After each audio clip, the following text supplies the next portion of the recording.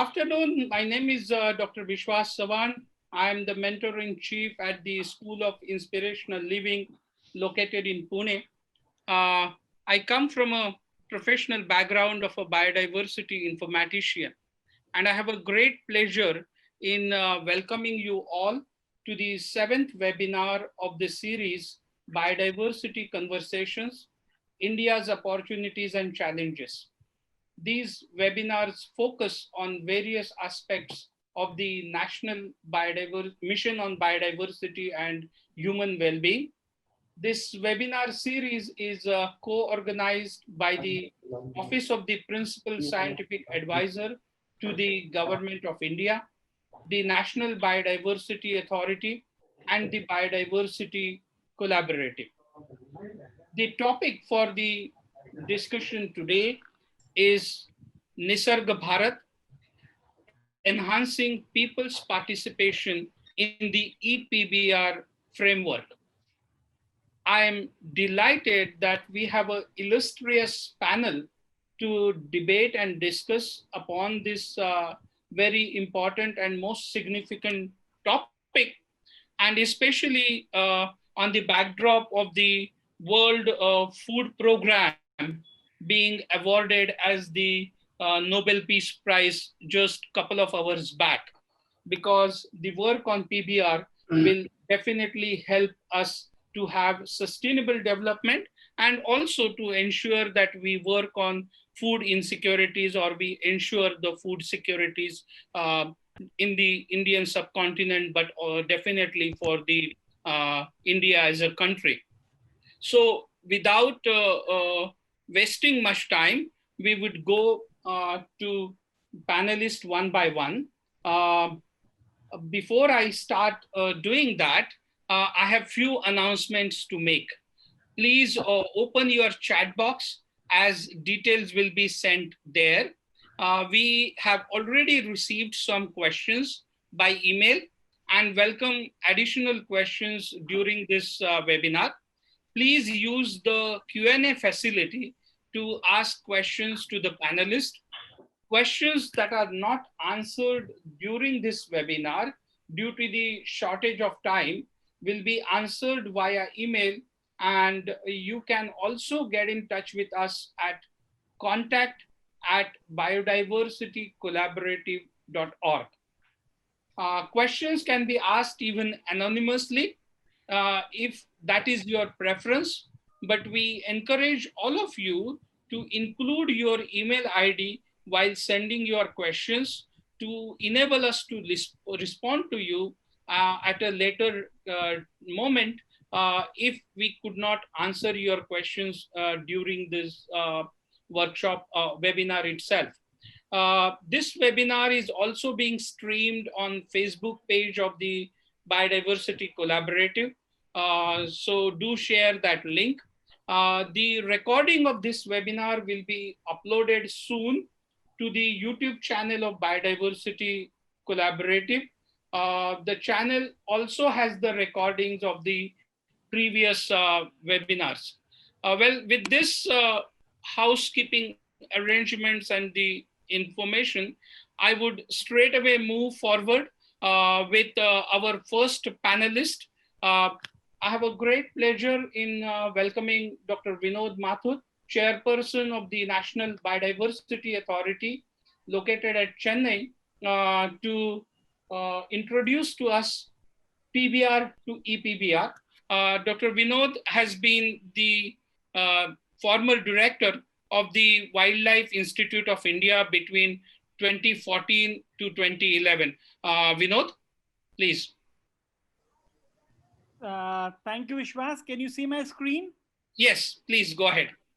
So welcome and good afternoon to this series that are being organized.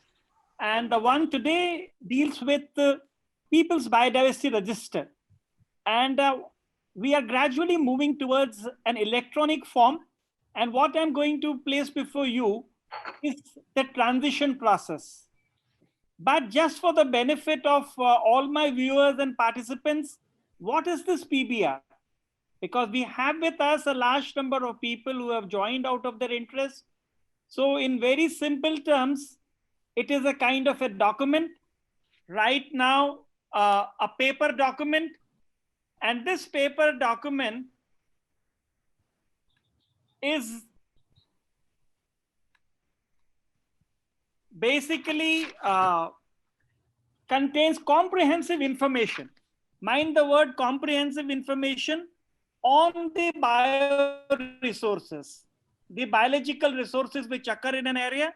They can have different properties. We all understand the medicinal properties. And apart from that, they also have traditional knowledge.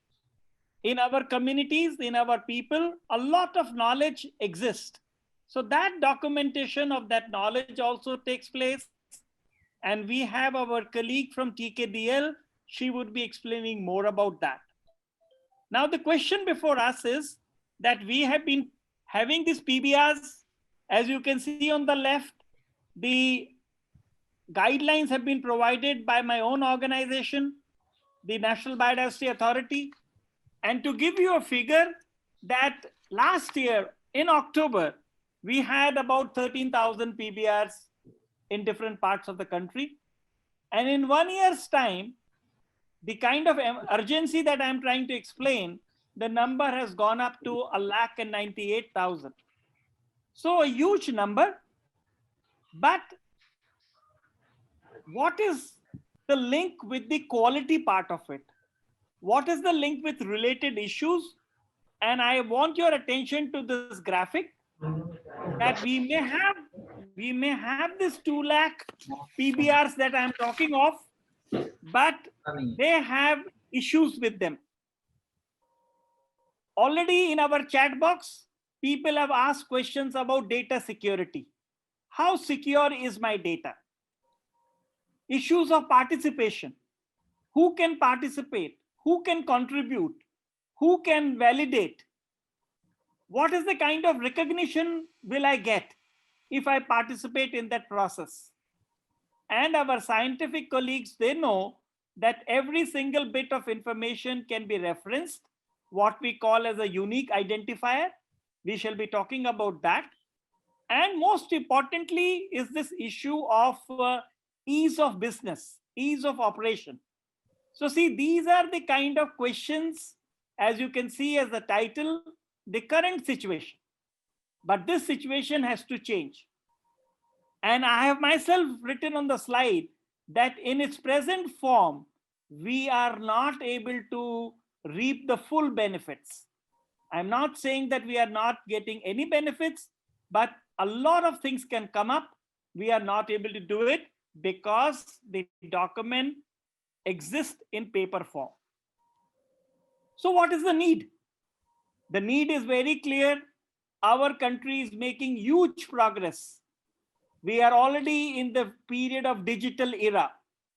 Our government, our prime minister, our ministries are involved in transforming through the use of digital network. And I am very sure many of you have got your passports made. Many of you have made your driving license. Everywhere you feel the need that we should move into a digitally network era. And that is why you see my clock. It has no time. It only says now, now, now, and now, which means that we have to put our act together. We have to act now. And that is the reason why this National Mission on Biodiversity has come and why we are all together to talk about what is the need. But I now want to draw your attention to this figure. And I'm sure each one of us has heard that story of 6 blind men and the elephant. I was doing my own literature search, Vishwas, and I found that in Buddhism, in Jainism, in Hinduism, and in Sufism, this story is there. There is not a single religion which doesn't talk of that, because the reason is very clear. People have different interpretation of things. People conceptualize differently. People have their own superficial views of things. And that is the reason this story has stood of times. And we now have a real need that we must explain to each other. And that has been our learning. You would recall in the last 12 months that when we have talked of e-PBR, each one of us said, our scientific colleagues, our bosses, our political bosses, अच्छा अच्छा, we are making e-PBR. Oh, e-PBR ऐसा होता है या ऐसा होना चाहिए. I am not denying that these views are not important. They are. In fact, that is the reason which has prompted us to go slow, because we want to build an inclusive approach. We want to build a comprehensive approach where everybody whose viewpoint is there is catered to. And all kinds of apprehensions are taken care of. See, electronic digital means are good, but they can also cause a divide. And we are very much aware of that we should not be part of creating a system which adds to this digital divide. Our aim is that we bridge that, we contain that, and we develop a system by which people are able to make use. And already people are asking questions, and they are there in the chat box, which we were able to see a few minutes back, that what use I can make of the PBR. Can I get some resource generation out of it? So these are very, very valid questions which our process is trying to answer. And in one single sentence, this is our response. We are in the process of developing a national framework for Peoples Biodiversity Register. And it has a very nice acronym called NISARG Bharat. It is right in the process of being developed. We will be talking about it. And at some point of time, our political leadership, our minister or prime minister would be launching it as we reach a situation where we can say with confidence that we have done our consultations, we have taken into account the views of people, but this is something which is going to come, and we are in for a national framework which talks about resource and its governance. And just to let you know, it's a national framework, but what is the ultimate objective? That our ecosystems and our bioresources are protected better, they are managed better, they are comprehensively described. And this is the whole process which is as a part of this national framework. At some other point, we will be talking and describing it, but you must feel confident that thinking is currently on, and we will be waiting for your responses for more information and more understanding about this framework. But I must tell you something. What are the key characteristics of this framework that we are talking? And my scientific colleagues will understand that interoperability, which means one database should talk to each other. The very valuable information in the repositories of ZSI should be able to talk to the very valuable repository in BSI. And likewise, all over wherever these repositories are occurring, they must be able to talk to each other. They must be able to add value to it. We have made tremendous amount of investment in these PBRs. I already showed you that figure. Even today, we have these 2 lakh PBRs. While we are developing the PBR, we are aware that we cannot let this investment go waste. So it has to build upon the existing investment. This is the question our internal finance division is asking again and again, that what is going to happen with the older system? To that, our response is that it builds upon the existing system. It takes into account the data security and access issues. It talks about data quality. It talks about cloud-based computing that we are talking. And it talks about filling up the data gap. See, as scientists, we understand there is a lot of gaps in our understanding and in our scientific endeavor. Those gaps have to be plugged in through this process. Finally, the question is how we are going to achieve that. I have raised many ideas with that, but we have some answers to it, and we look from your input, but we are aware that we have to strengthen the infrastructure. We are already talking to the big National Informatics Center. We are already talking to the Center for Development of Advanced Computing in Pune. We are wanting to use the resources and working with ZSI, BSI, FSI, FRI, WII. We have embarked into the process of enhancing the capacity, the existing capacity which is there. This register cannot be made without participation. And that is where we are reaching out to you through this webinar today, that we need to have your inputs to put forward, to push the process of participatory governance. We want to also be futuristic. Today, we might be lacking in certain things. Today, it is true that we do not have spatial data analysis facility at the grassroots level, but things are changing. We already have, with the NIC, portals dealing with Gram Panchayat and Google and so many other spatial database management are there. And finally, at the heart of it is the people's participation. We may be very technically competent, we may use all kinds of technology, but this system is not going to work till we bring the people together.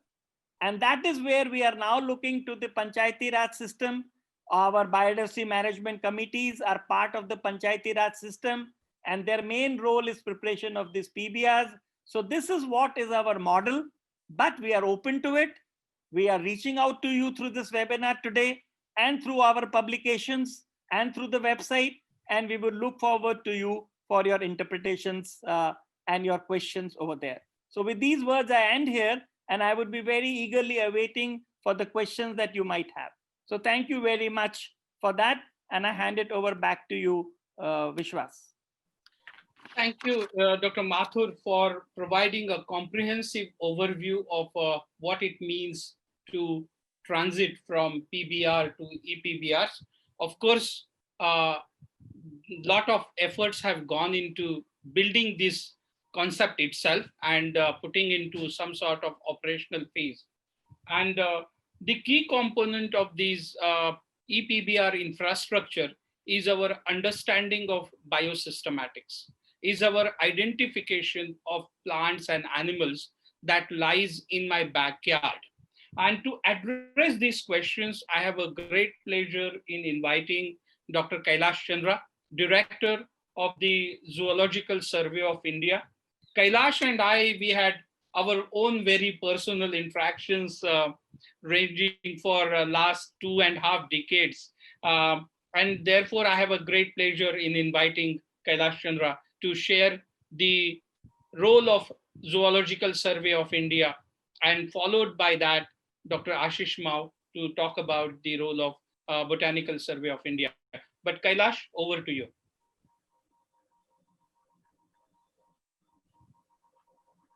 Kailash, you need to unmute your microphone.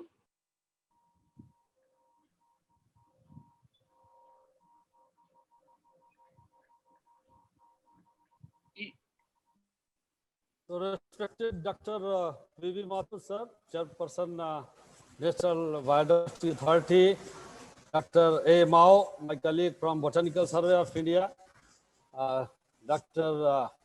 Mr. Janni from CSIR, Dr. Sevendu Srivastavaji, IFS from Bhopal, Dr. Aparna Patre from MIT, World Peace University, Pune, Dr. Chauhan and Srijit Singh from Maharashtra State Biodiversity Board. Dr. Mathur has already elaborated about this people participations and the e-PBR framework, and it was quite, I think, elaborative, where one can understand how we are going to have transformation from the documentation of the so far PBR to the e-PBR. At the present, as it has been told, now this new mission is going to start. That's a National Mission on Biodiversity and Human Well-being, where we seek the participation of the almost many of our citizens across the country living in different habitat, ecosystems, even the indigenous community. My task which has been given to me today to how ZSI, Zoological Survey of India, which is under Ministry of Environment, Forest and Climate Change. It could support to the preparation of the e-PBR. It's really very, very interesting that when we have been just going to save our environment, why can't we save the paper? So maybe lakhs of pages would be saving for the e-PBR that will be available online. And if there are some confidence, there are some documents which are not to be shared, that at least provision also could be made in e-PBR. So I just one slide, I would like to share what in JSI we have been doing for more than one century, serving the nation through taxonomic studies and documenting the country's vast fauna diversity. It's starting from the protozoa to mammalia, exploring the deep sea to the Himalayas, covering all the biogeographic zones, ecosystems, states, union territories, all the districts, entire 903 protected areas. The most interesting aspect is the discovering the undiscovered. As we understand that there are 8 million species are estimated throughout the universe, of which only 1.8 million have been so far named. And the long-term monitoring and conservation of the fauna by conducting status survey of the protected areas, as well as the fauna of wildlife protected species, identification of wildlife seized material through modern tools, digital JSI, DNA barcoding, and the capacity building. Then entire database of the more than 5.6 million specimen, we are going to have put in this geospatial modeling, then conservation biology. We are also part of many our international treaties we have been studying. And the main goal is how to have this from extinction to existence. PBR has already told why we require it, but during the present webinar, there are 5, I think, sub points which are to be discussed. That is PBR to the national framework for the e-PBR, why and how, role of taxonomic directory, service for the e-PBRs, then significance of traditional knowledge, how can we reap benefits from the e-PBR, and how do we enhance people participation in PBR. So these are the basic questions which have been asked for the present webinar. And what we have understood, there are, it's already mentioned in the PBR guidelines book, which has been published by National Biodiversity Authority, that the function of the BMC is to prepare, maintain, and validate Peoples Biodiversity Register in consultation with the local people, having the information about the detailed biological resources, traditional knowledges within jurisdiction of the BMCs, and the most important aspect, how this has to be authenticated so that those information could be used for the sustainable utilization. Already Dr. Mathura has mentioned more than 2 lakhs BMC have been formed. Here it's on 5th May 2020. The 2,48,524 BMCs have been formed, and in the Union Territories 4,516. What we are planning in JSI, we are going to bring entire our collection of last not only more than 104 years old collection, but that is more than 150 years old collection, which has been inherited through Indian Museum as well as the Asiatic Society Bengal, and that data we are going to put state-wise in the 37 states and union territories, 740 districts. There are 5,570 talukas, or you can say tehsils or sub-districts, and more than 650,000 villages are there. So not only that, we want to put all those in the biogeographic zones, protected areas, and this is the actually grid in which FSI has given. So ultimate that we are just planning to support the NBA through our entire database that we are having from the protozoa to mammalia, and out of 5.6 million specimens, already 3.8 million have been identified pertaining to around 50,000 species. Besides that, 4.6. These are the entries, or we can say the points in the geo tagging, which we have distributed the entire map of India. And beside that, if you get entire observation data, as well as the data which is published in lakhs of our references with regard to the plants and animals that we are going to put in the entire our India map. There are 500, 1006 grids. You will see it of the size of 715 kilometer square, 1 into 50,000. And this, out of this, we have the database of the 3,537 grids. So this we can see this is about the Deccan Peninsula, one of the biogeographic zone. So many of the grids are covered, and there we have the range of from one species to 15,000 species. And in one grid itself, there are up to 10,000 records. So 10,000 records, it's a collections only. And in many of the grids, less than 50% of the grids do not have the information. This is about the 1 into 50,000 grid. If you reduce it, I think it will go on increasing. It may go up to 80%, 90% of the grids. So at present, we have put the entire database of the vertebrates, of the fishes, amphibian, reptile, birds, and the mammalia. And if we see the grids, these are the 6,199 species of the vertebrates. And see the maps here of India. This has been divided into 1.25 into 1.25 grid degree map. And here we see that as far as the mammals are concerned, there are actually 123 to 31 species, from 141 species to 177. This is in the one grid. This is ranging from one grid to another grid. One can find out what are the biodiversity rich area with regard to the fishes, amphibian, reptilian, birds. That number, like here I mentioned, the maximum number even could reach from the one grid. It's 752 to 825 species. So these are the 5 maps. We have already analyzed how we can get it. There are several novel strategies for inventarization, monitoring in the biodiversity. It may be through eDNA for the aquatic ecosystem, then sound stab, maybe through the bioacoustic things, then intensive transit trails, that will be the ecological studies, then ancient DNA. If you have the use of sampling tabs, there are hundreds of tabs for the methodology to collect the sample for different group of animals, and the artificial intelligence that have already been mentioned. This is one method we have already started with the support of ISRO.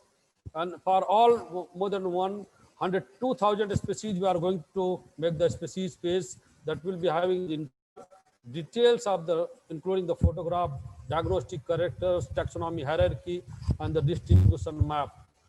These information I have sought from this our guidelines of the PBR, and I could see that it's very, very difficult to cover these 4 aspects which are covering the part 2 of the PBR formats. There are 31 formats and covering almost entire biodiversity, maybe of the agrobiodiversity, domestic biodiversity, or the wild biodiversity, urban biodiversity, and these 10 are in the agrobiodiversity formats, domesticated biodiversity 7, biodiversity there are 11. So it's I will not be able to complete all those formats in the duration of the 6-month time. So for that, one full team is required, and 3 parts it has been devised, and this is as per the revised guidelines which have been made in the 2013. So I'm just wanting to mention here, even the layman cannot even name more than 50 species of the plants or animals. So it's very, very important, whether it's from the BSI, ZSI, from the universities, colleges, even a lot of from the enthusiastic NGOs, they may join in, because we require a huge human resource from different level to complete more than, I think, our 6 lakhs, our villages, or the panchayat level, or the sub-tehsil level. These are some of the formats. All formats have more than several columns, more than 6 to 11, 12 columns are there. And very, very difficult. Even generic level, species level information have been sought. I do not even think it is very much possible to complete with the support of local people. I feel that until unless we have the expertise, at least opinion at the last, even of the different groups which I was. So we have already published several actually district-wise books. Even some our district from the states they want, we can also undertake the work. This is entire our database, which just I want to share with one slide, starting from the animal species, how many recorded, from all the biogeographic zones like Trans-Himalaya, Himalaya, we have 30,377 species, islands, 11,009 species, from northeast, 18,527. So those all database have been collected from JDSI for protected areas, ecosystems. How do we enhance people's livelihood and participation? So until unless we have incentives as well as the interest from the local people, it will be very difficult to attract them. So we have to have some program for attracting them. So I'm just putting few words like developing the state, district, and village level intensive tourism corridor for several, since it may be even thousands of the areas where it could be taken up.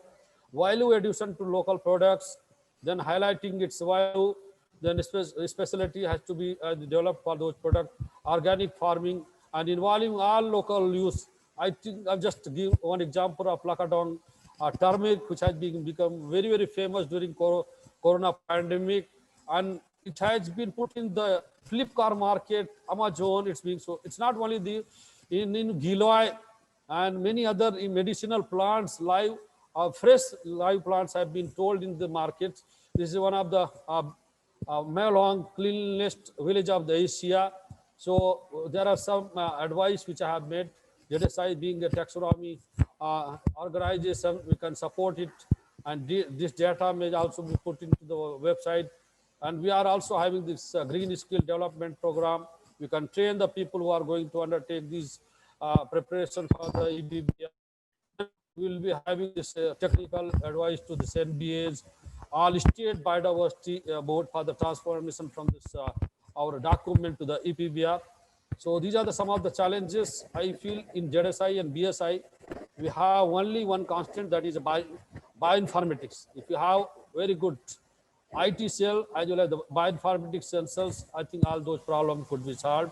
And then we can have this e-PBR for entire or taluka level, even up to the vigilance. With this, I just conclude my remarks. Thank you. Thank you very much, Dr. Viswacha.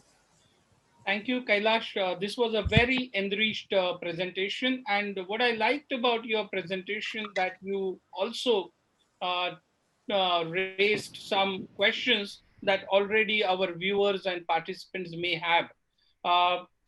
Without wasting much time, I would like to invite my next panelist, Dr. Ashish Mao, the director of the Botanical Survey of India.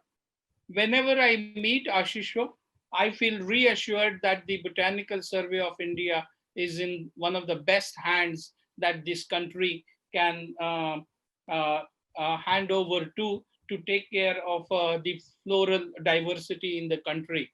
So Ashisho, I know you have pressing other engagements. So if you can be as brief as possible. Kailash, you will have to, okay, yeah, go ahead, Ashisho. Well, good afternoon, everyone, and respected panelists and all the participants.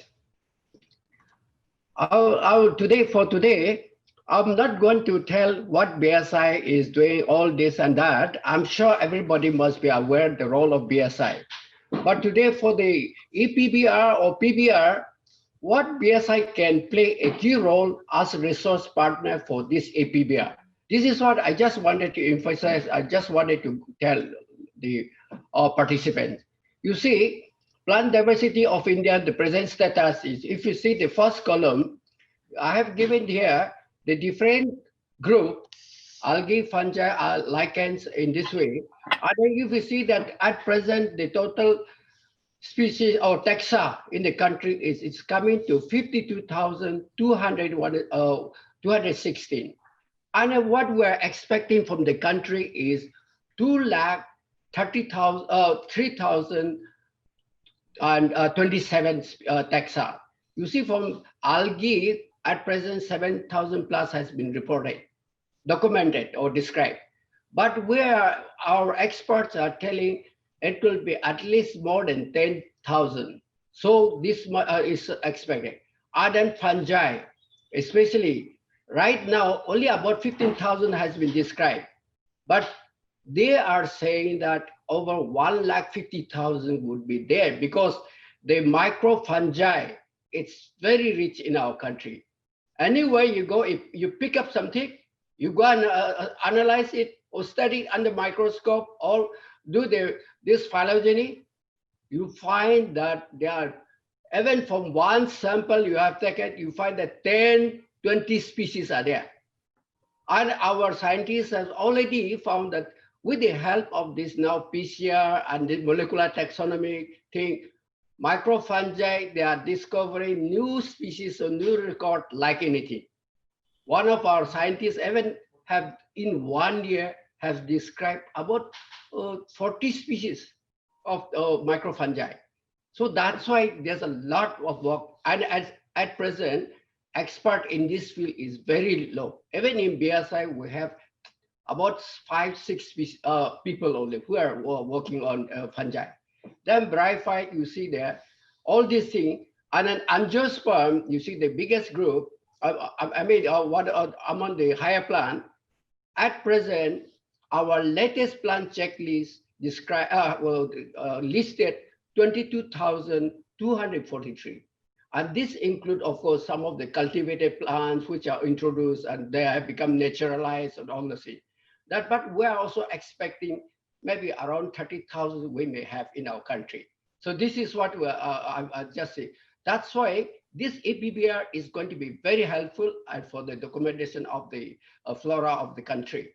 And you see here, if we see at the last 10-year trend of plant discovery in our country, you can see that every year the average taxa per year added to the country's flora is about 283 taxa.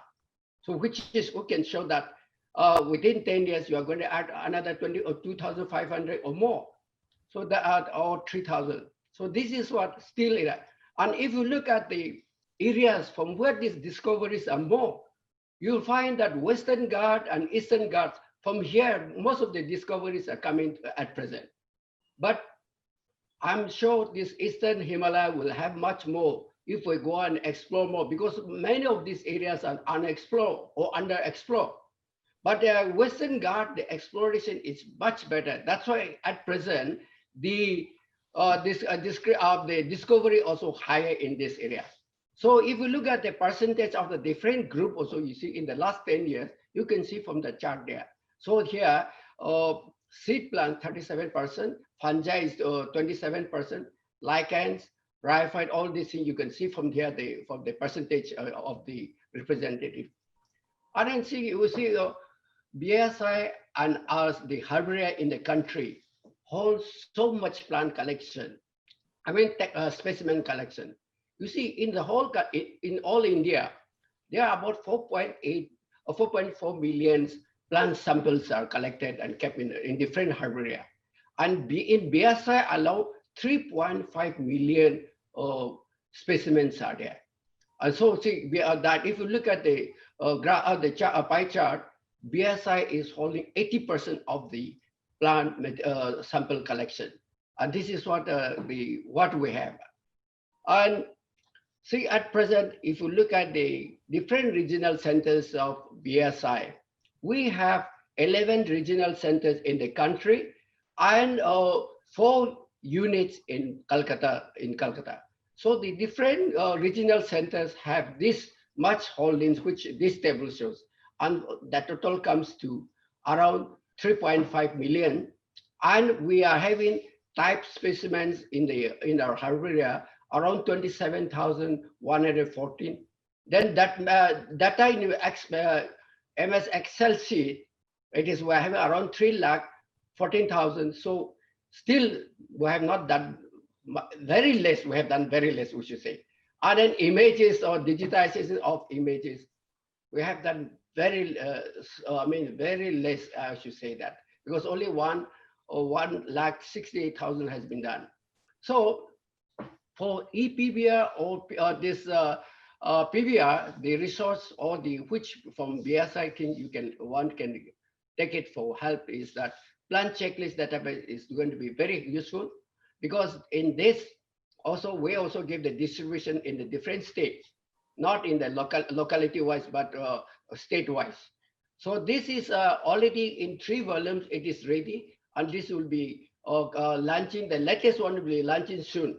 Our website is almost ready and will be see. But then whoever wants, the old data is available in this website. One can go through and see that. Then e-Flora of India, we have planned for Flora of India 32 volumes, and 10 volumes are already published, and these are available on the e-Flora is already there. So whoever can want to refer, they can see that. And then the other 22 volumes, they are in the process, and we are planning to complete by this year 11 volume, and by next year another 11 volume, and by 2022 everything will be on the website. That is what we have planned out, so that the e-PBR for a PBR, the community level or whoever want to make use, they can refer and get that. And then of course these are the other publications also is there in the website, so one can check that. And here, as of course, as I have already said, as BSI, as a resource partner, we have all these things which I have already said that. But the only thing is we are also facing acute shortage of manpower, and that is why we are not able to digitize all the specimen or all the information right now. So this biodiversity mission and this e-PBR or PBR, it's going to really help us BSI also, and that will give us all the information. And now whatever we have information, since it is not digitized or geotag, we are not able to plug the what Dr. Kailash has shown. So, but and then one of the biggest challenge is that many plant species, they have collections from different area.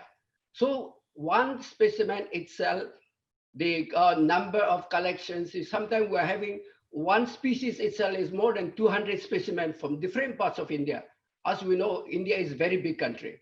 So to enter that 200 specimen into the database, we have to have a manpower to do that. That is one of the things. So and then of course this, but once it is done, will be open to also that will be seen. So this thing, of course, everybody knows about the herbarium digitization, how it is going to be useful.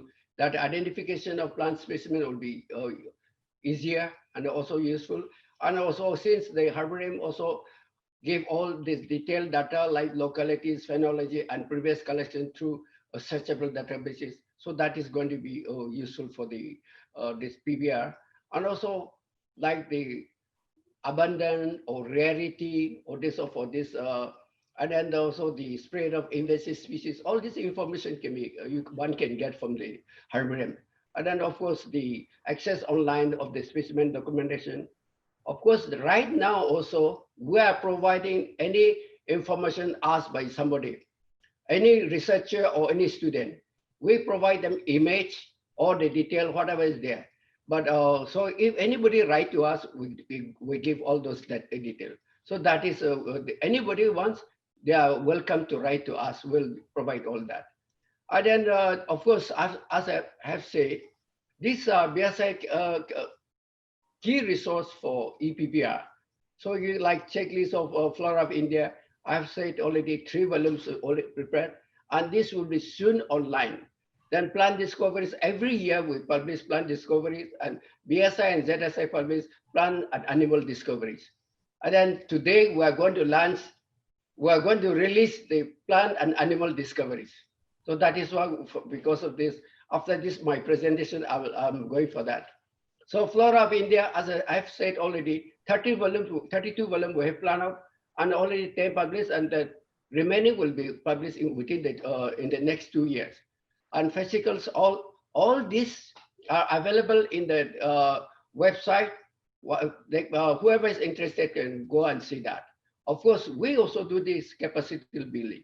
For GSTB, you see, the villagers or the local people may do, but then for authentication and for proper identification, taxonomy experts are required. And that's why we need to have capacity building program. Of course, GSTP we have done, but GSTP also is only for 2 months, 3 months. That is not enough. And we need to, like what Chavan has already said about the question about the after learning this, can I get a job or after studying taxonomy? I think we need to employ a lot of taxonomies for this program. These are the other programs we do for this uh, capacity building. So this is what of course, for that, similarly, the same thing, green skill development for citizen science program, we are participating in that. And some of the training we give, this and other thing, which we undertake in the department. So that is what I would like to share only. So thank you. Thank you, Ashish. This was another enriching presentation, something that people were looking forward to seek the much awaited answers from both the uh, premier institutions, the Botanical Survey of India and the Zoological Survey of India. Thank you very much to both of you. We are already around 46 minutes in the webinar, and we have a lot of grounds to cover. So my request to the subsequent panelist is that please stick to the allocated timing. I have a great pleasure in inviting the next panelist. That is Dr. Vishwajanani, the head of the Traditional Knowledge Digital Library of the CSIR. Uh, uh, because traditional knowledge and the associated knowledge that the community has forms the critical component of the PBR. So over to you, ma'am, Vishwajanani. And thank you, Dr. Chavan. In fact, I would like to express my gratitude to you, the Biodiversity Collaborative, and Dr. Mathur for giving me this opportunity to speak. As you go through my presentation, one would well appreciate the relevance of the Traditional Knowledge Digital Library and the e-PBR initiative by the National Biodiversity Authority. I will not take much time, but I will kind of brief. In the last webinar on 3rd October, I did mention the relevance of TKDL. I bring to point the same information yet again. So not very long ago, that is in the mid-90s, India woke up to a very startling news that patents on turmeric, basmati, and neem had been patented by other countries, and the patents had been granted, which amounts to what is called as misappropriation. Thereby, India loses the ownership of this traditional knowledge. So India woke up to this stark reality, and we fought a long battle. It is also called the Haldigar, and the CSIR and many scientific organizations in the country, across national experts in the country, all provided lots of documents to defend our case. And luckily for us, we've been successful in revoking and amending these patent grants. And of course, it took a very long time, anywhere between 3 to 11 years, by the time the patents that were granted on turmeric, basmati, and neem were revoked and amended. This led to a lot of discussion among the government authorities, and a task force was created between the CSIR, the Ministry of Ayush, and the DIPP under the Ministry of Commerce then. And the task force then decided that it's extremely important that we form a traditional knowledge digital library, and that actually led to the birth of the unit that I'm currently heading, called the Traditional Knowledge Digital Library Unit under the Council of Scientific and Industrial Research. I'm very proud to say that today this digital library contains information from the Indian systems of medicine, that is Ayurveda, Siddha, Unani, Sova, Rigpa, and as well as the yoga techniques. And I'm very again proud to say that we have close to about 3.9 lakh unique formulations from across these systems of medicine.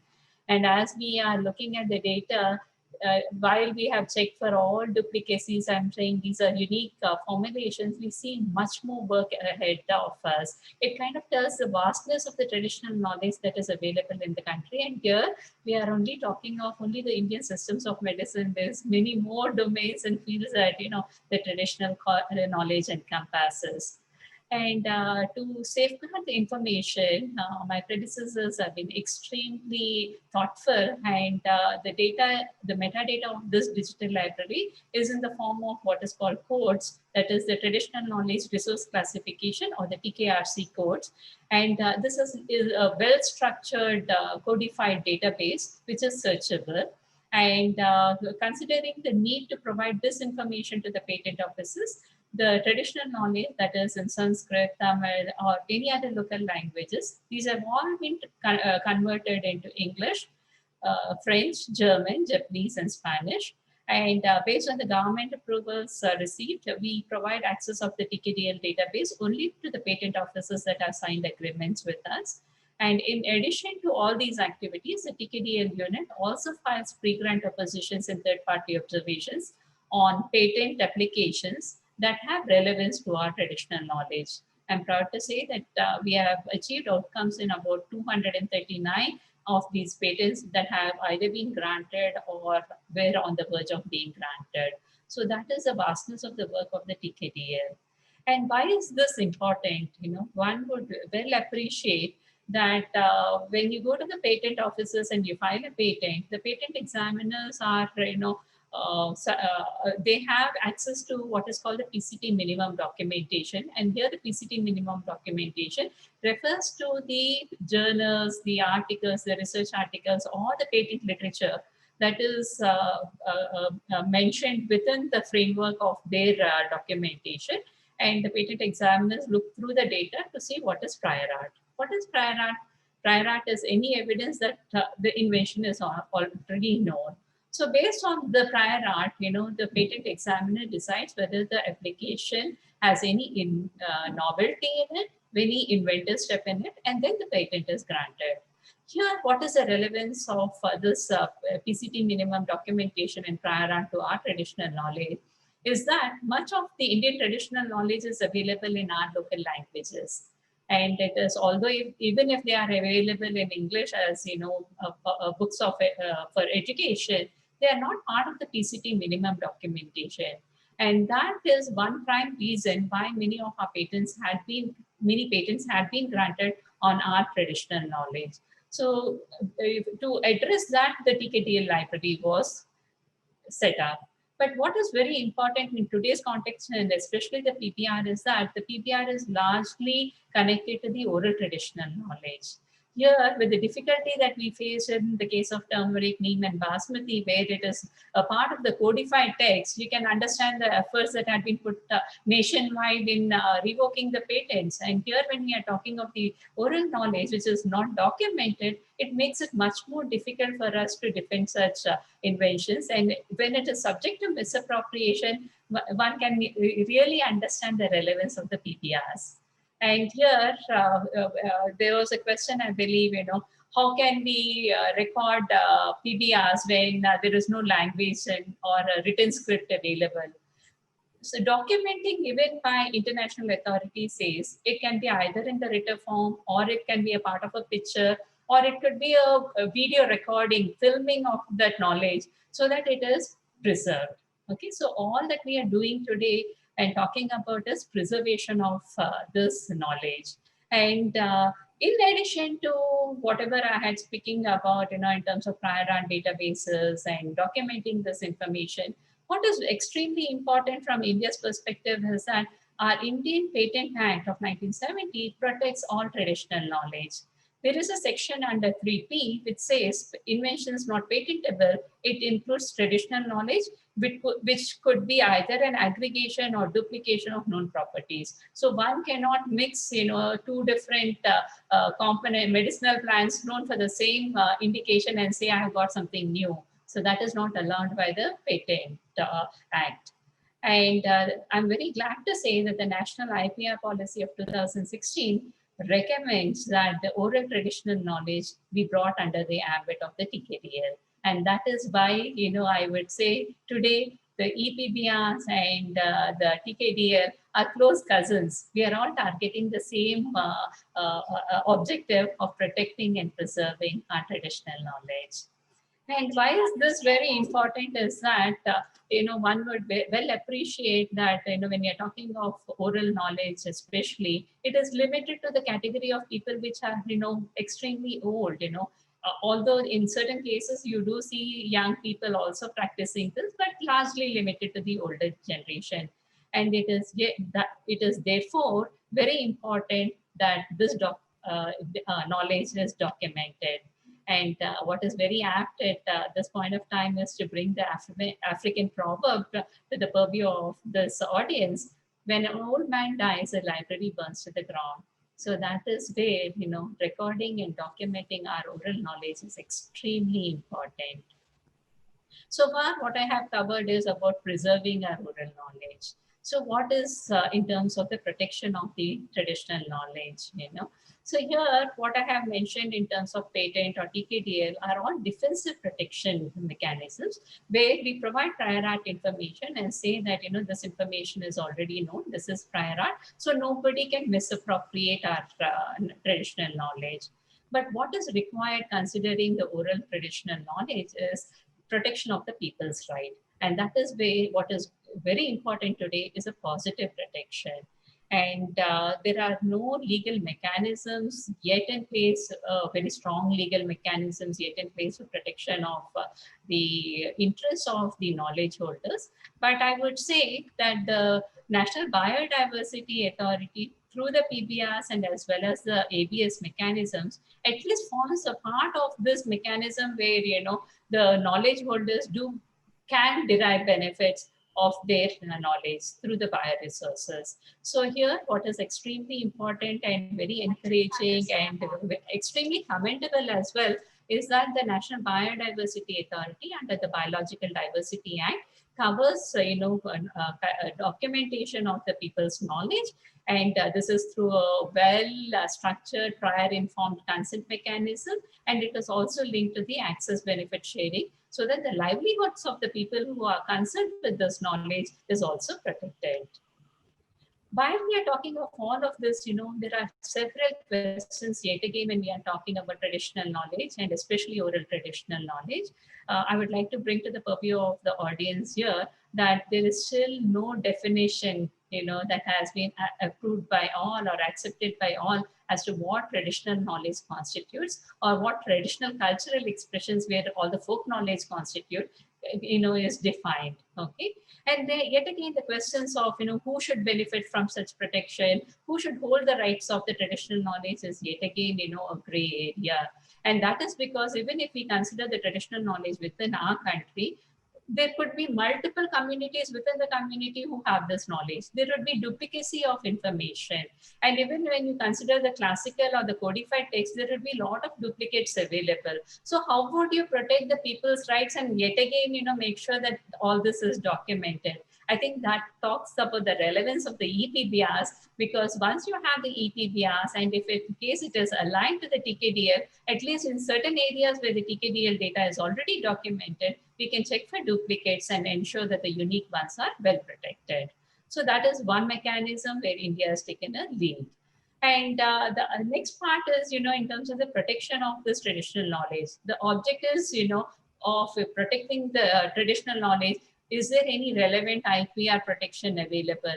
If so, what should be the exceptions or limitations to that? How long should the protection go? What should be the penalties if there is misappropriation of such data? How should one deal with it nationally and internationally? There are several questions which are still yet unanswered. But what we are hoping for is that as we move forward in integrating TKDL and the e-PBRs, perhaps we would be able to draw out mechanisms that would answer many of these questions.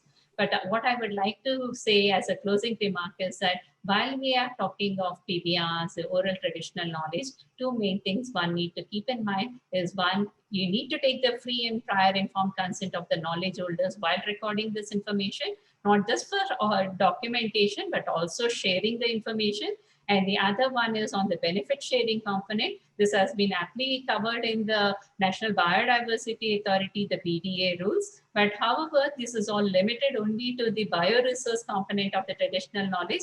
There's a lot of knowledge which doesn't cover the bioresources. India needs to find a way out to protect this. Thank you very much. Thank you, Dr. Vishwajanani. Uh, and what I really heartening to listen from you is that both the TKDL and PBR or e-PBRs are the close cousins of each other. And I think on that note, let's move forward. My next speaker is somebody who has a vast experience in the field of forest management, but who has also an interest is in utilizing the resources. Ultimately, why are we building these resources and how these resources would be used? I have a great pleasure in inviting Dr. Shivendu Srivastava to make his presentation. I'm just going to share the presentation of Dr. Srivastava. Okay, here it is.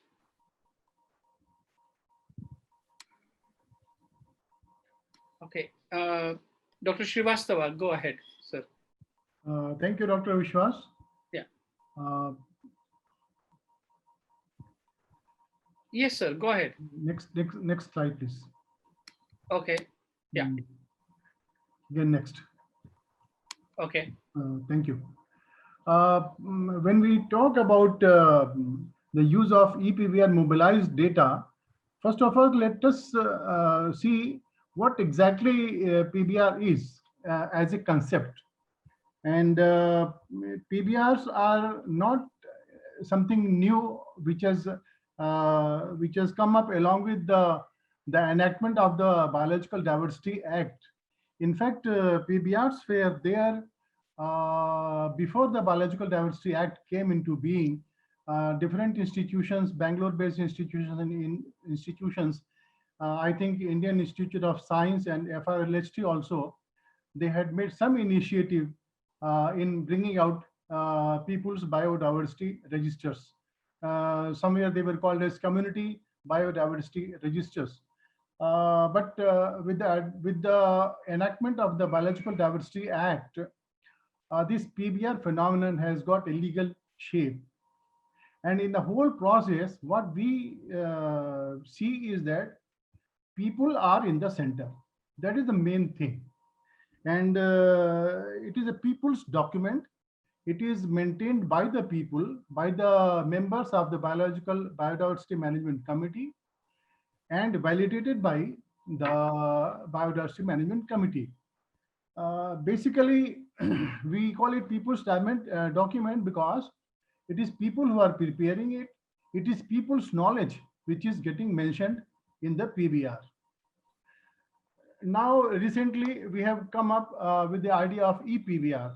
That means, is it simply the PBRs in electronic form, which can be shared easily over a virtual medium?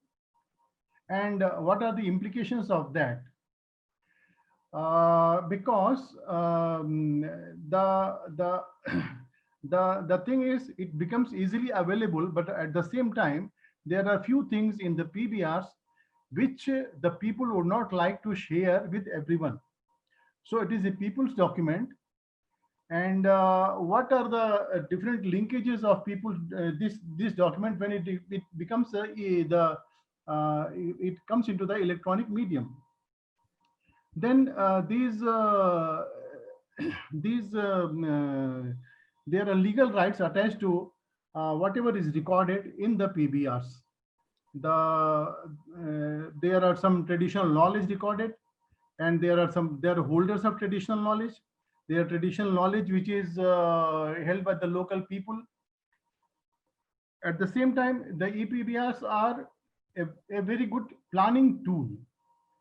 Planning tool in the sense that it gives all the details of the biological resources, the traditional knowledge in the area, and what decision could be taken for the use of those resources, which resources to be shared, to be traded, which resources, which knowledge to be shared, how to be shared. All those things are related.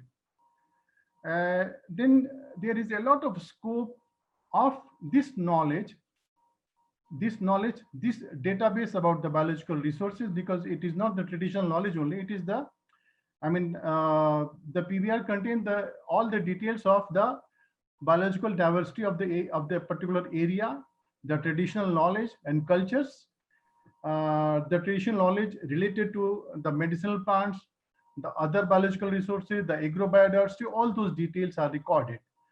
And all these things have a scope in research, more so with the development of biotechnology, more and more scope is there in research.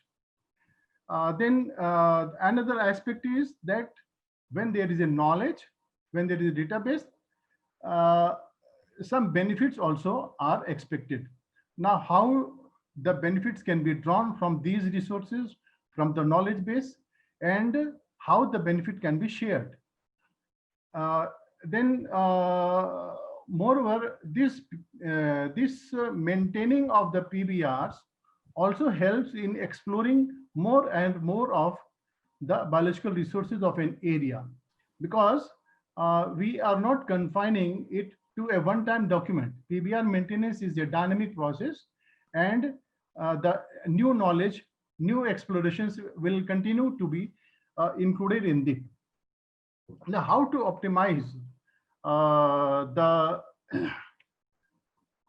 the use of the e-PBRs? Number one is protection. Whatever is recorded, so far as the biological resources are concerned, we do not find any problem as such. The only thing is that the sustainable harvesting of the biological resources can be ensured if a proper record of the biological resources is maintained in the PBRs. But so far as traditional knowledge is concerned, its protection is very important, how to ensure that, and how to regulate access, to the biological resources, and how to regulate access to the traditional knowledge. And moreover, the traditional knowledge, whatever is recorded, is of two types. One is, there is one which is common knowledge, which you can find in many other documents. You will find many of these traditional knowledge already recorded by ethnobotanists in their PhD thesis work, in the research papers, already in the public domain. But there is a lot of knowledge which is held by some individuals, and the details of those are confined only to the oral traditions. So how to share that, which is, the information which is already there in the public domain, and the information which is with the TICO holders, how to share that information? That is something which has to be looked into. Then as Dr. Vishwajanani told about the prior art system and the linkage with the TKDL, how the information in e-PBRs can be brought into the realm of TKDL, so that whatever the information is there, it can be by the patent authority, it can be checked whether it is a prior art. But at the same time, it is not only that whether the data is in a searchable form for prior art or not. Another aspect is that how the benefit sharing can be done irrespective of whether we go to the prior art system or not.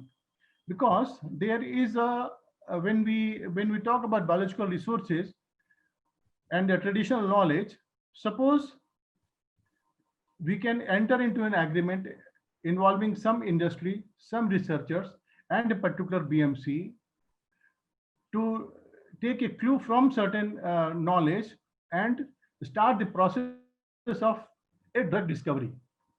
Can we have some agreement for that? And even if single drug is developed, a lot many benefits can flow to the particular group of people. That is the greatest scope which we find for the benefit sharing.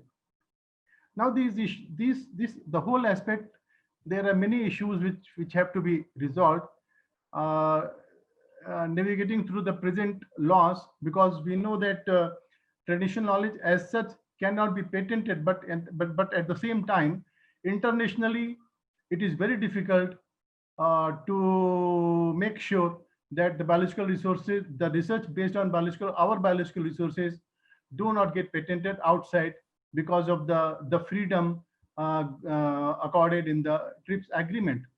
TRIPS agreement never says that you have to tell the origin of the biological resource, though we have taken care of that in our Biological Diversity Act. So navigating through the present laws, how to bring these e-PBRs into a legal realm so that more and more protection is provided. Then meaningful interface between users and the conservers and institutions.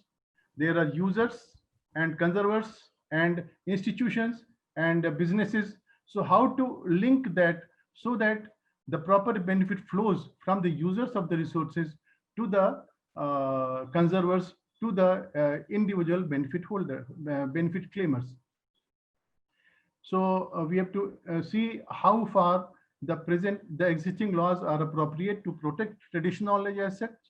And at the international level, a lot of interaction is still required to see that internationally, I mean, still the India and other countries are trying to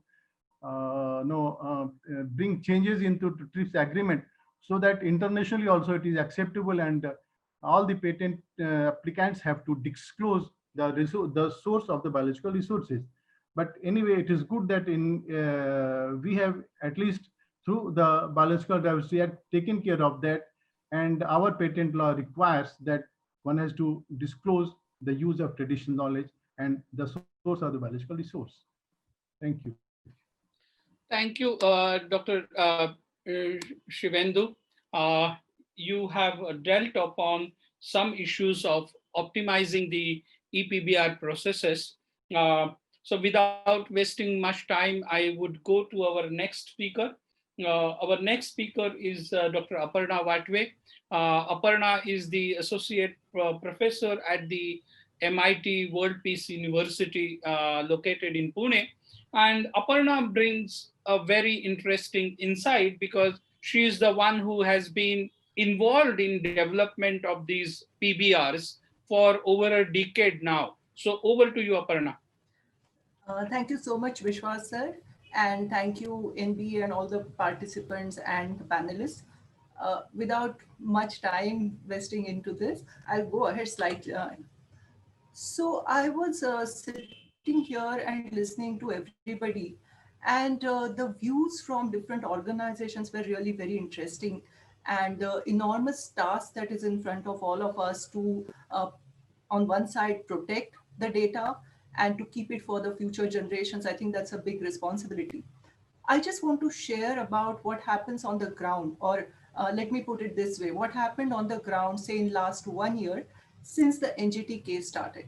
So in the last 1 year, there was a sudden interest and sudden increase in the amount of information that people gained about biodiversity law. Many of them did not have it in the past, but there was an interest. The most interest was shown by biodiversity scientists because it's a biodiversity law and People's Biodiversity Register. So I came to know of many researchers who were enthusiastically trying to document plants and animals. The other group which was interested was local organizations, NGOs, who started working with the people to document the knowledge. But though in lesser number, there was a very, very good interest shown by the local people, especially some of the villages that I work with in the South Ratnagiri area, where the people actually went out, talked to different organizations, tried to understand what is this PBR about and how it will benefit them. And at Gram Panchayat level, they form groups. So this is one of the night meeting that happened in a village where the elders of the village called the younger generation who are literate to come and document this. They started it on their own. They politely refused the NGO which was coming there to do it for themselves. They said, no, we will take help whenever needed, but we would like to do this for ourselves. Not only for ourselves, but for the future generations, because they will also learn from that. And I think that is a positive sign, and I'm sure that it will catch on and many people will keep doing this. What is the kind of knowledge that was being documented? So there was a sudden growth also in the social media, whether it's Facebook or WhatsApp, where a lot of information was being documented and shared. Especially in the lockdown period, this increased so much that everybody was looking at plants and animals and documenting recipes and sharing recipes. Mainly they had time to look around, but these are posts by a single person, somebody who's 70 plus, and he was sharing this information about practices, festivals which are related to biodiversity, about different plants, and many people reacted to it, not only from his own area but from other areas also. So this is a representative new group started and people started sharing information, and that's something I feel is very natural. See, biodiversity is one thing, but knowledge about biodiversity is basically a knowledge. So we have to look at it from the point of view of how knowledge gets created, how knowledge gets shared, how knowledge gets transferred. And that I think we have a view of it in the last 1 year. People started documenting not only biodiversity but practices. The local youth, the young, people who are very savvy with the technology, they can use YouTube, they can use various media. They started creating audio-visual material, and you can see this one of this, and this is about how the fish are caught in the upstream areas, again in the Konkan. So there was a limitation before of documentation to a certain text form, but now that limitation is no more. There is audiovisual data, and people are freely sharing that. And there is a certain pride in documenting information about your own area, because you can get people from different areas to see it. I have seen people actually get onto their own village groups and start contributing knowledge. So when we think about e-PBR, this is why I think we need to look at e-PBR as a digital tool which can collate this information and have a digital archive at village level, because that's most important. Also, people are not only providers of data, they are not data points like, just the mobile. They are also consumers of data. We are consumers of biodiversity knowledge. Anytime I go out and ask for a pickle recipe, or I go and check YouTube for a new recipe, I'm consuming biodiversity knowledge which has been created. So it's a very dynamic knowledge set. It's a vibrant knowledge set. People are having festivals, they are creating exhibitions, there are booklets coming in all in local language, because now the social platforms do allow fonts in Marathi and many of the Indian languages, and people are sharing it. While listening to the earlier panelists, I was thinking about, how of this started to relate to ethnobiology as a discipline. I think we have gone a little beyond ethnobiology as a discipline, because it was more about past knowledge. But today we are talking about creation of knowledge, where it probably is more appropriate to think about it in the cultural geography discipline. Because today I have seen people living in remote villages also use the simple data pack to try and Google and find out names of crabs around them, try and match it to birds or bird calls that they hear.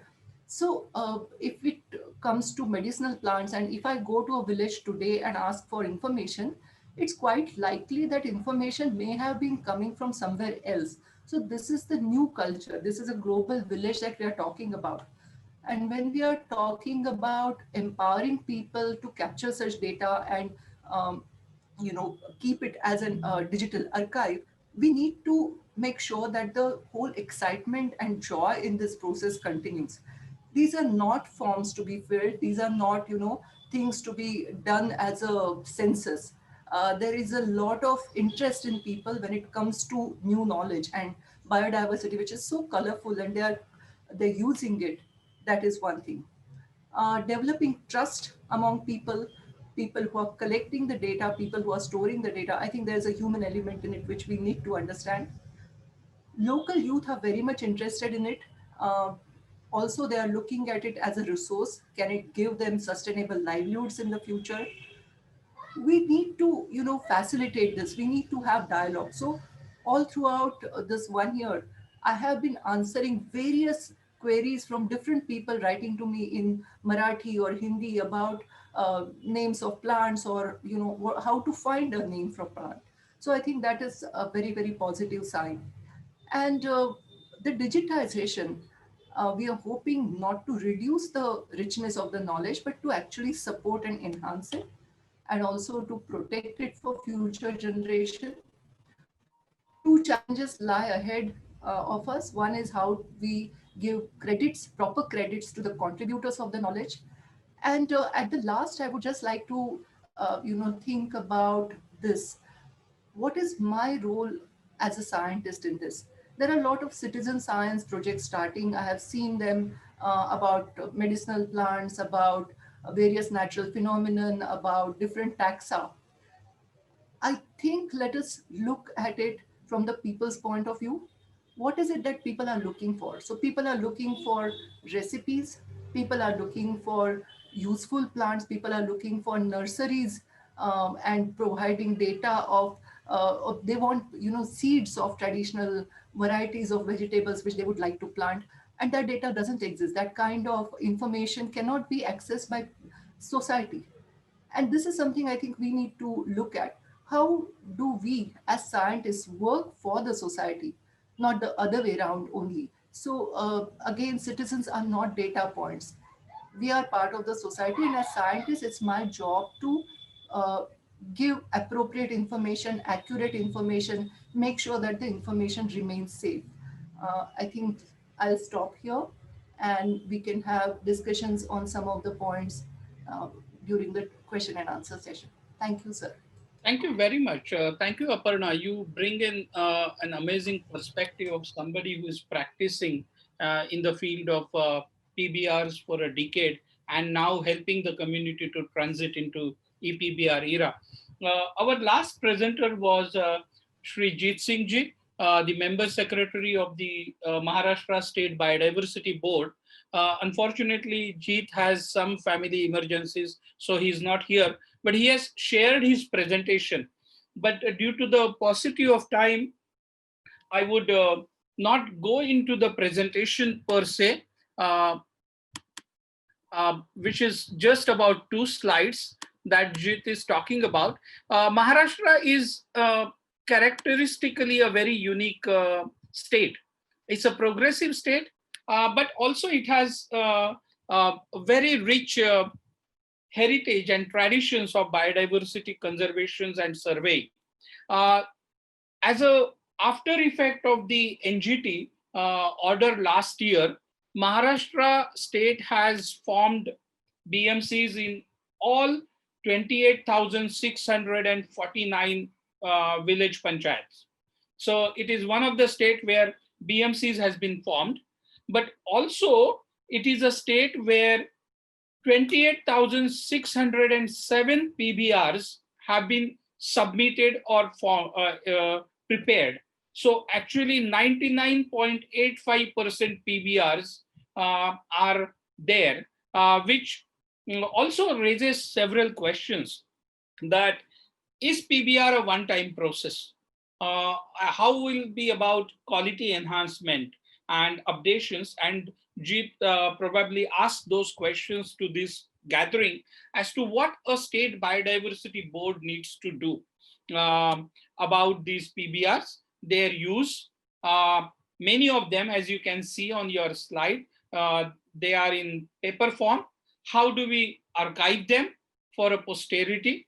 And how do we continue to update them? I think these are the questions that majority of our state biodiversity boards must be asking. So on behalf of you, the participants, I just thank Jeet for sharing the presentation. And without wasting much time, I would simply go ahead. We have a very limited time at our hands, actually 6-7 minutes more. We have already received around 50 questions. So there's a large set of questions, but as I said in the beginning, we will try and answer these questions through electronic mode. So don't worry, your questions will be answered. It is just that probably they won't be answered at this point in time. But then let me take two very important questions that have come time and again through the participants and by other avenues. And this is probably for Dr. Vinod Mathur. Uh, there is a concern that due to the NGT, BMCs are getting established and the PBRs are being done. State like Maharashtra has 99.85% of PBR completions. How about enhancing the data quality, and how about the constant updation? So within this e-PBR framework, is that something that has been thought about, Vinod? Thank you. I must compliment for the very nice question and concern which our participant has raised. I will take a minute to explain that the background of this whole effort is a judgment from the National Green Tribunal.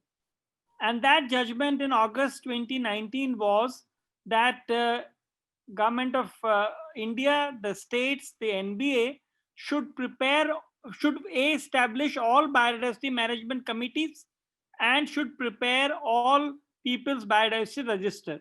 And we are now talking of something like 2.75 lakh such entities. Now there were two options before us. One was to fight with the NGT and to go back to them and say that this cannot be done and this is not possible and this will require so much of effort and time and so on. To which their answer was that the act came into being in 2002. What were you doing from 2002 to 2019? So obviously we thought that it will not be a good strategy to confront the NJT, but to go ahead and mobilize the state and establish the biodiversity management committees. Now, and to comply with the order. So that is what we have done by and large, that nearly 90% of the BMCs have been established, and there is a forward movement on the preparation of PBR. Now, as a scientist, I do understand that there is a difference between quantity and there is a difference between quality. So while quantitatively we may have met the requirements of the law, quality PBR is still a far cry. And I am being candid enough to record that, to say that we need to do a lot in terms of improving and enhancing their quality. Not only that, what the Government of India has done, and we are now asking the state governments to do, is to set up what are called as PBR monitoring evaluation, quality monitoring evaluation committees. So these are being set up. Unfortunately, because of COVID, we are not able to send these teams to the ground, but we have developed a framework by which the quality assessment is going to take place. I want to go on record to say that PBR preparation is a dynamic process. It involves collection of information for 4 different seasons, and the improvement in quality is not going to happen overnight. It will happen with a period of time of which we are aware, and same time new knowledge, new information, new data will get generated. So it is not that it is just the old data that we are trying to collect and record and to deal with that. So having said that, my response is that we are aware of the need for improving the quality. We are working at it. Our teams are there. Our experts are there. But it will take several iterations.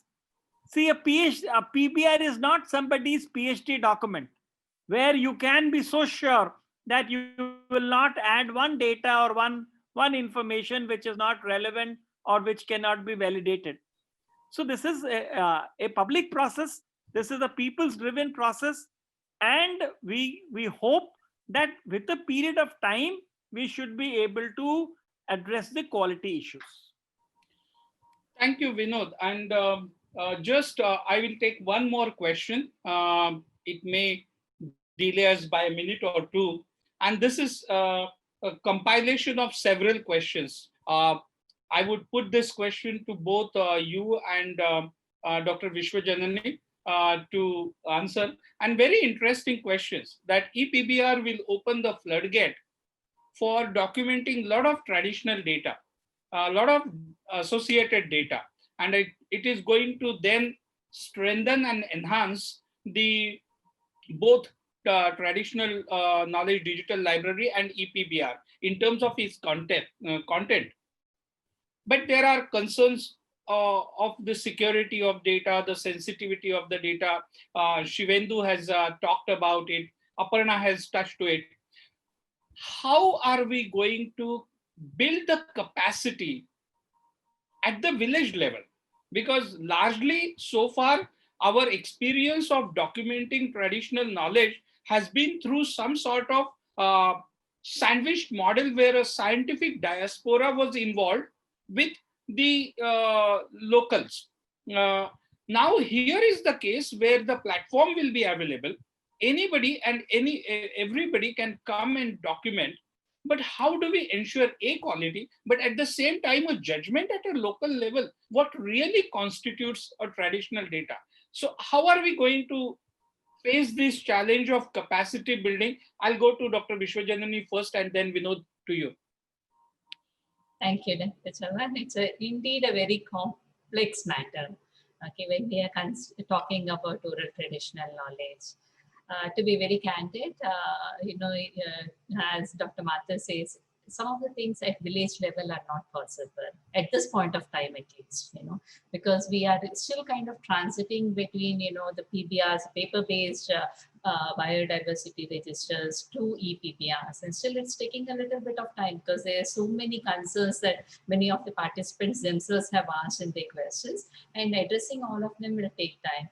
Even with the experience that we have had at TKDL for the last almost 20 years, 19 years it is since it's been set up, the TKDL database, as I had mentioned, is restricted only to the patent offices, the access. Okay, we have not opened it up to the public yet.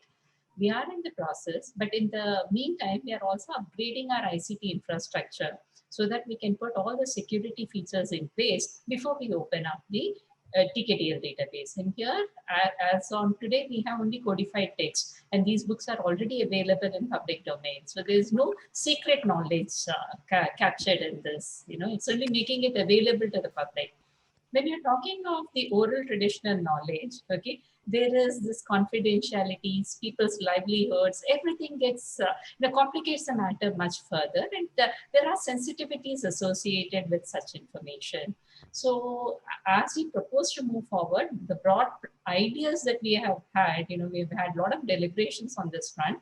From the perspective of TKDL, what we intend to do is that, as I had mentioned, the prior informed consent. So based on the consent of the knowledge holder, whether first thing is whether he wants us to document the information, and if in case we document, whether he would be willing for us to share this information with a third party, okay, and to what extent can we share this information with a third party.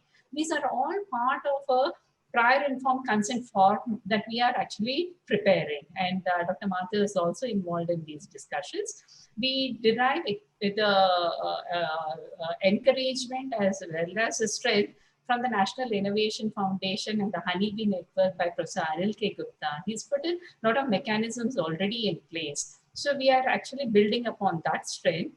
That is one of the mechanisms where we would have it. So then based on the consent of the knowledge holder, whatever he would have mentioned, the TKDL database would open up only that information to people, which can be allowed for public access. The rest of the information would still be kept confidential. It is more from a preservation point of view. Thank you. Vinod, would you like to add something to Dr. Vishwajanani's thoughts on this? I would again compliment the person who has asked this question, but you can see several questions are mixed. So let me go step by step on that. See, we are talking of a PBR process, which A involves documentation, B involves validation, C involves value addition, D involves security. So a range of issues are there. But what I want to assure our dear friend is that the IT world has a solution to each of these. And while these questions are no doubt important, I feel that we should not spend too much time in getting bogged down. Our first instance is that can we collect the 4-season data? Can we collect the traditional knowledge which is lying scattered all over? And once you do that, then comes this question, how you will secure it, how you will share it. See, both questions are involved.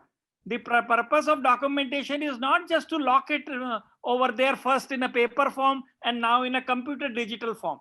That is not the idea. And you are well aware that the IT technology allows you what is called as the metadata. So I want to distinguish at this stage to all my friends who are listening on the electronic that there is a huge difference between data and metadata. So what we are wanting at this stage is to have the data organized in a form of a metadata and then decide whether we want to share it, how much we want to share it. Maybe biological data to some extent can be shared, and traditional knowledge data cannot be shared to that extent. But these questions will be answered as we go along. And should we share it free of cost, or should we charge money on that? So see, these are all the issues which are there, which I had already flagged, that data security, surety, sanctity is very, very important. And in our e-PBR framework, all these points are being very at length dealt with. So there are lastly, I would say two issues. One is the technology issue, and second is a mindset issue. Many people are coming up and saying, "ऐसा करेंगे तो ऐसा हो जाएगा, ये हो जाएगा, वो हो जाएगा." Well, I don't deny that, but we are aware, and we will cross the bridges as they come. But certainly there are solutions to it, and we should not be just bogged down because of this fear, whether it is unknown or partially known, valid or not valid. I will not make that, but there are range of not be doing something which compromises the quality, the traditional law, and the legal position in any way. And that is the kind of an assurance I want to give through this webinar, that we will not be that somebody comes and complains that his data or valuable data has been shared or compromised or leaked or done whatever. It will happen through prior informed consent. I am prepared to go on record on that. And Dr. Vishwajanni is here. We are having several consultations with her, taking the help from her expert knowledge, that how the cultural as well as ecological data, it needs to be dealt with perhaps in a different way, but it needs the same level of diligence which has to be applied. Thank you, both of you. I think you have brought out very candidly a point that there are problems, but to every problem there is a solution. And if you recollect, I started this webinar with a news that today the World Food Program has received the Nobel Peace Prize.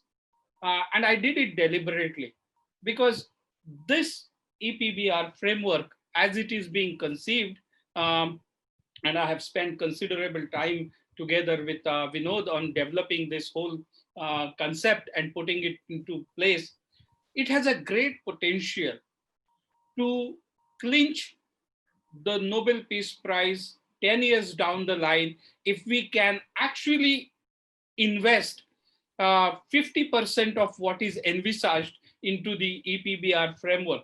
So with this very positive note, I would like to thank all my panelists for taking the time out. And I would like to apologize to all those attending that we could not answer your questions individually, but please be rest assured that the Biodiversity Collaborative and the National Biodiversity Authority and its group working on e-PBR will answer each and every of your questions in due course of time. With that, if you have any other questions, do not hesitate to write to us at contact@biodiversitycollaborative.org, and do not miss joining us in the next webinar on 12th October 2020 at 1600 hours Indian Standard Time. And the topic of the webinar is very interesting: biodiversity and agriculture. Will the twin ever meet? And with that, I take the opportunity to thank my panelists, the participants, the Office of the Principal Scientific Advisor to the Prime Minister on Science, Technology and Innovation, the chairperson and the staff of the National Biodiversity Authority, and most importantly, Biodiversity Collaborative, and my colleague, Dr. Ravi Chelam and Dhruv, who helped me in putting this webinar together. So thank you very much and have a great day ahead. Good evening to all of you. Thank you. Thank you so much.